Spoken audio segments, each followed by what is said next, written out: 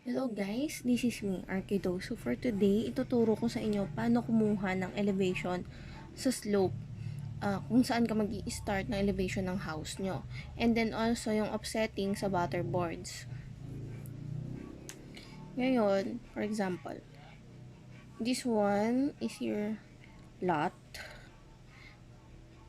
And ngayon, kukunin nyo mismo yung center line o yung mismong gitna ng lote nyo. Doon ka start center line, okay?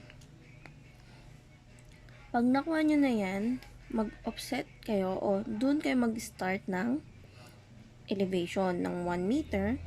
Then, ayan na yun. Then, ito na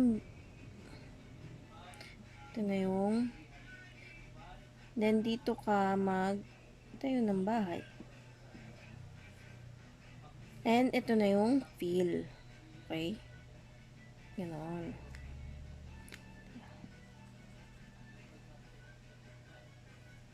Always get the center line. Okay. And then, sa butterboards naman, kapag ang butterboards naka-set up na, drawing natin na butterboards,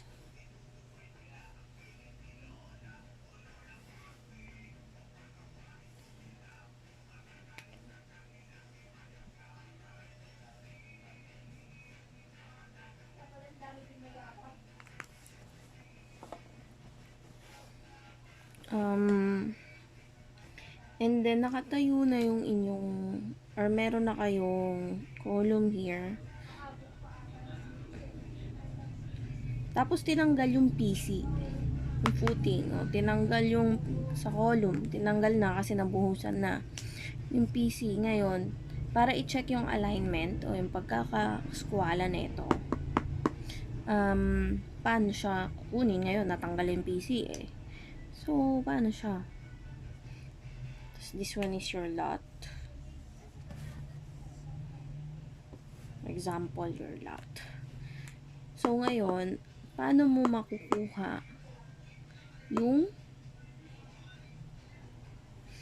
kung tama ba din yung butterboards mo, even yung skwala na ito? Offsetting lang. Kahit mag-offset ka lang ng 10. Diba? Offset ka ng 10. Or dito, kuha ka dito ng 10 cm, 10 cm. 10.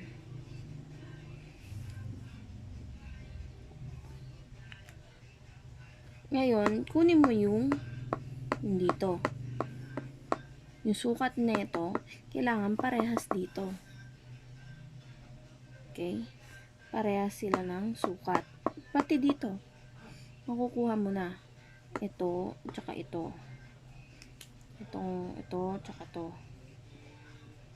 Diba? Kuha mo na siya kaagad. Ngayon, kunin mo na to, metrohan mo lang kung gaano siya kalayo. Kung tatama ba siya, kung parehas siya. Diba? Parehas siya na ito.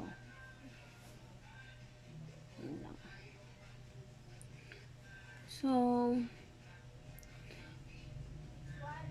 butterboards, okay. Ang butterboards kasi, ginagamit yan pag nagle-layout na tayo. Pag start, okay? Kung saan magkakaroon ng excavation, kung saan yung mismong lote, hindi tayo pwedeng maglagay ng butterboards mismo dito sa column. Hindi tayo pwedeng maglagay dyan. Kasi once na ito ay in-excavate natin, matutumba tong butterboards. Matutumba yan. E di ngayon, mawawalan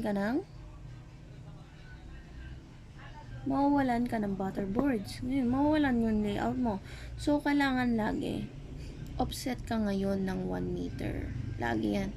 Kung 2 meter ang iyong setback, kailangan 1 meter. 1 meter from the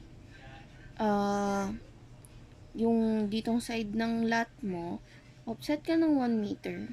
Ngayon, ito, para naka-offset siya. 2 meters kasi, diba? 322, diba? Yung both side, 322. Tapos 2, yung sa back, na setback. So, ngayon, 1 meter ngayon ang gagawin mo. Ito yung allowance mo from the exterior ngayon na magiging wall mo. 1 meter. Tapos ito yung column. Diba? 1 meter. At least, na-excavate nyo na to, na hukay na, hindi ngayon to matutumba. Kasi, hindi siya yung sagaran. Ang butterboards kasi, ito yung nagbibigay ng layout. Ito yung nagle-layout ka. Usually, pag hindi nakaskwalado yung lote, hindi naman lahat kasi perfect na straight yan. Lahat ng side. So, ang ginagawa, pag sa butterboard sa layout, Pythagorean theorem ang ginagamit.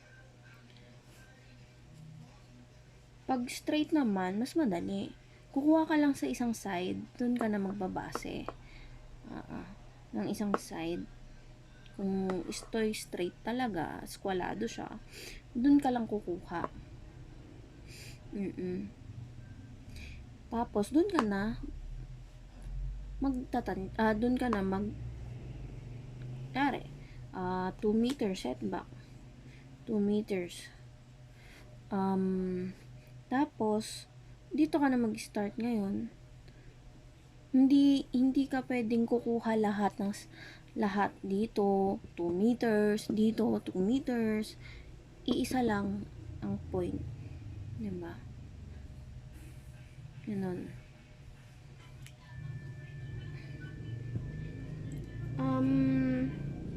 Usually kasi ang setback natin, naayon yan dun sa mismong lugar. Usually kasi, pumapayag sila kahit nakakain mo is 2 meters sa harap, 1 meter sa gilid, kahit sa standard natin is 3-2-2-2. So, pag residential. Pero may iba kasing mga lugar na pinapayagan. Minsan naman, pag hindi na talaga kaya, firewall, basta yung thickness, masunod. Usually, 0.20 and 0.30 is 2 hours na siyang na siyang resistance sa sunog. Yes. Ang pinaka-importante lang din naman sa firewall, huwag ka maglalagay ng bintana sa firewall. Kasi, pag naglagay ka ng bintana sa firewall, at nasusunog ang kapitbahay nyo, ang bahay nila, ang papasukin yan, yung bintana nyo. Doon na mag-i-start. So, always yung tatandaan, walang dapat maglagay ng bintana sa firewall. Even na nakikita mong walang nakatira or wala pang naman yung lote ng kabila, bawal talaga yun. And also, kahit aircon or bubong na lumagpas sa lote ng kapitbahay, pwede kang idemanda unless hindi ka daan sa pakiusap ng tanggalin.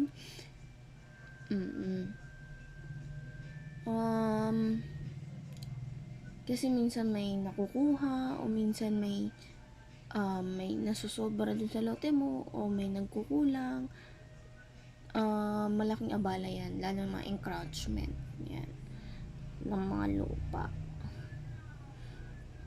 Yes, naka-encounter na ako ng mga ganun, so medyo hassle lang talaga. Yun lang. And